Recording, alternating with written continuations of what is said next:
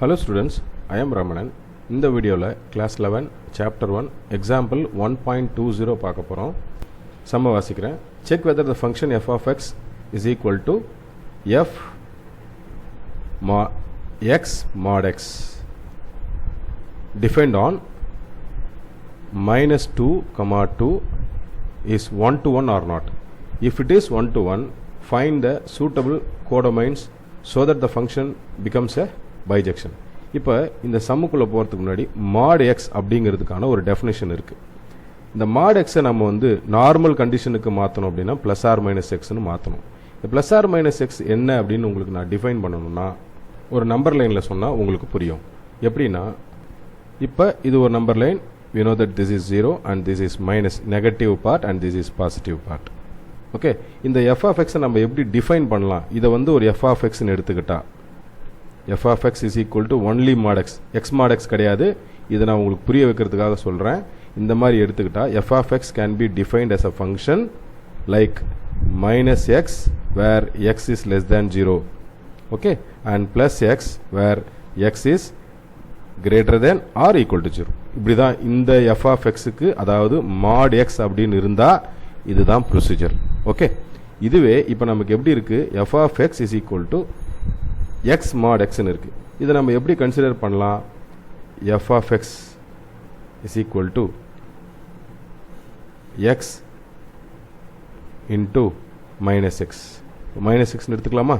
minus x னு எடுத்துக்கிட்டாக்கா this becomes minus x square. அடுத்தது இதே f of x x into x னு எடுத்துக்கிட்டாக்கா plus x square னு வரும். ஓகே, இப்போ இது எப்படியோ நல்லா கவனிங்க, இது எப்படியோ பாசிட்டிவ் அண்ட் நெகட்டிவ் சைடில் இருக்குமோ அதே மாதிரி தான் இதுவும் இருக்கும். இப்போ வரப்போகிற செக்மெண்ட்லையும் நம்ம அதை தான் பார்க்க போகிறோம். ஓகே, இப்போ ரீடிஃபைன் பண்ண போகிற இந்த ஃபங்க்ஷன் எப்படி இருக்கும் அப்படின்னா நம்ம இதே போல் இதுக்கு முன்னாடி எதுன்னு பார்த்தீங்களா, அதே மாதிரி minus x square where x is less than 0 number line படி. அடுத்தது plus x square where x is greater than or equal to 0 அப்படின்னு எழுதணும். ஓகே, இப்போ இதில் நம்ம ஒரு 4 கேசஸ் அளவுக்கு எடுக்க வேண்டியிருக்கும். First case when x is, இப்போ எக்ஸ் ஈக்குவல் டு ஆர் 0 அந்த மாதிரி எடுத்துக்கலாம், அல்லது x is less than 0 minus தானே எடுக்க போகிறோம். கேஸ் 1ல் x is less than 0 as well as y is also less than 0 case 1. இப்போ இதில் f of x is equal to f of y இதான் கண்டிஷன் இல்லையா? அப்போ f of x னுடைய வேல்யூ என்ன? மைனஸ் எக்ஸ் ஸ்கொயர் இல்லையா? அதான் எடுக்கிறோம். அடுத்தது ஒய்னாக்கா அதே மைனஸ் ஒய் ஸ்கொயர் தான். இந்த மைனஸும் இந்த மைனஸும் கேன்சல் ஆகிட்டா x square is equal to y square as well as x is equal to y. இதே போல் கேஸ் 2 எடுக்க போகிறோம். கேஸ் 2. ஓகே, கேஸ் 2ல் இங்கே என்ன சொல்லப்பட்டிருக்கு பாருங்க, x is greater than or equal to 0 comma y is greater than or equal to 0. therefore திரும்பவும் இதே ஃபங்க்ஷன் தான் f of x is equal to f of y. இப்போ இதுக்குனுடைய வேல்யூ என்ன? plus x square. அப்போ இதனுடைய வேல்யூ என்னவா இருக்கும்? y ஸ்கொயராக இருக்கும்.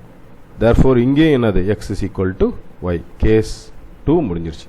அடுத்ததா கேஸ் 3. கேஸ் 3 என்னன்னா xோட வேல்யூ நெகட்டிவாகவும் ஒய்யோட வேல்யூ பாசிட்டிவாகவும் எடுத்துக்கிறோம். அடுத்தது கேஸ் 4ல் எடுத்துக்க போகிறத சொல்லிடுறேன். எக்ஸோட வேல்யூ பாசிட்டிவாகவும் ஒய்யோட வேல்யூ நெகட்டிவாகவும் இருக்கும். ஓகே, இப்போ இப்படி இருந்தால் என்ன செய்யறது? இப்போ இந்த கேஸை நம்ம செக் பண்ண வேண்டியிருக்கு. ஏன்னா பாசிட்டிவ் நெகட்டிவ்ல நமக்கு எக்ஸ் மட்டும் கிடையாது, நமக்கு தெரியும் F of X is equal to F of Y. அதுதான் 1 to 1க்கு அவங்க சம்லே கொடுத்துருக்காங்க. ஸ்டார்ட் பண்ணும்போது என்ன கொடுத்துருக்காங்க பாருங்க, check whether the function f of x x mod x defined on is 1 to 1 or not. 1 to 1 or not னா 1 to 1 உடைய ஃபங்க்ஷனல் வேல்யூவை நம்ம என்ன வச்சிருக்கோம்? f of x is equal to f of y. ஒவ்வொன்றுத்துக்கும் செக் பண்ணணும். Okay, இப்போ இதில் f of x is equal to f of y. இதனுடைய வேல்யூ என்னவா இருக்கும்? f of xல லெஸ் தேன் ஆரோட வேல்யூ லெஸ் தேன் வேல்யூவாக இருந்துச்சுன்னா மைனஸ் எக்ஸ் ஸ்கொயர்னும், இதனுடைய வேல்யூ பாசிட்டிவில் வரும்போது y ஸ்கொயர்னு இருக்கும். ஸ்கொயர் ரூட் எடுக்க முடியாது, எடுத்தாலும் இமேஜினரியாக வரும், இன்வேலிட். ஓகே, அதே போல் இங்கே f of x is equal to f of y. இங்கே வந்து எக்ஸ் ஸ்கொயர் இங்கே பாசிட்டிவாகவும் இங்கே ஒய் மைனஸ்லேயும் வரும். ஸோ இங்கேயும் ஸ்கொயர் ரூட் எடுக்க முடியாது, இதுவும் இன்வேலிடாக வரும். ஸோ இந்த ரெண்டு கேஸுமே நமக்கு இன்வேலிட், செக் பண்ண வேண்டிய நெசசிட்டி இல்லை. ஸோ நம்ம எந்தெந்த கேஸ் நமக்கு பாசிட்டிவை கொடுத்தது, எக்ஸ் இஸ் ஈக்குவல் டு ஒய்ன்னு கொடுத்தது. So it is 1 to 1. அவ்வளோதான். கேஸ் 1லேருந்து கேஸ் 2லேருந்து நம்ம என்ன எடுத்துக்கிறோம், X is equal to Y, அதாவது F of X is equal to F of Y. 1 to 1 கண்டிஷனே, பேசிக் கண்டிஷனே F of X is equal to F of Y தானே. அதனால் இது ஈஸி. அடுத்ததாக இன்னொரு கேஸ் கொடுத்துருக்காங்க, இன்னொரு ப்ரூஃப் பண்ண வேண்டிய விஷயம் கொடுத்துருக்காங்க. அதை நம்ம என்ன பண்ணலாம்னா ஒரு நம்பர் லைன் ஒரு ஏரோ டயக்ராம் போட்டோன்னா உங்களுக்கு ஈஸியாக அனுப்பும். இப்போ இங்கே அவங்க என்ன வேல்யூ கொடுத்துருக்காங்க, மைனஸ் 2,2 கொடுத்துருக்காங்க. கோடொமைனோட வேல்யூ என்னன்னு தெரியல அப்படின்னு கேட்குறாங்க. கோடொமைனோட வேல்யூ இப்போ -2 இருக்குது. ஒரு நம்பர் லைன் வேல்யூஸ் எடுத்துப்போம். எங்கெங்கேயோ இருக்குது, -2லேருந்து +2 வரைக்கும் வருது. இப்போ இதனுடைய வேல்யூ நம்ம என்ன கொடுத்துருக்காங்க, ஸ்கொயர் வேல்யூ இல்லையா, x square is equal to y square f of X is equal to அந்த மாதிரி தானே கொடுத்துருக்காங்க.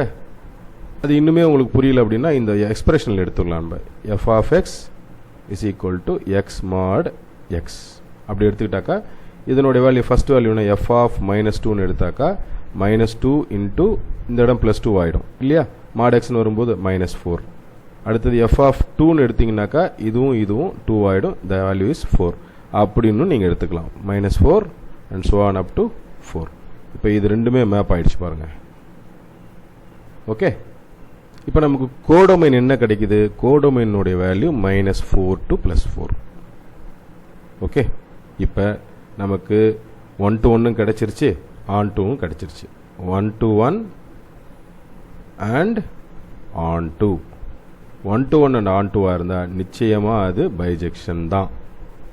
நமக்கே தெரியும், ப்ரீவியஸ் 10th ஸ்டாண்டர்ட்லேயும் படிச்சிருக்கோம், இந்த எக்ஸசைஸ்னுடைய ஸ்டார்டிங்லேயும் இதை பற்றி நம்ம வீடியோஸில் சொல்லியிருக்கோம். So this is bijection. So the value is கோடொமைனோட value -4,4 and this the function is bijection அப்படின்னு சொல்லி முடிக்கணும். ஓகே, நான் சொல்லிக் கொடுத்த இந்த சம் உங்களுக்கு ஈஸியாக புரியும்னு நினைக்கிறேன் ஸ்டூடெண்ட்ஸ். தேங்க்யூ.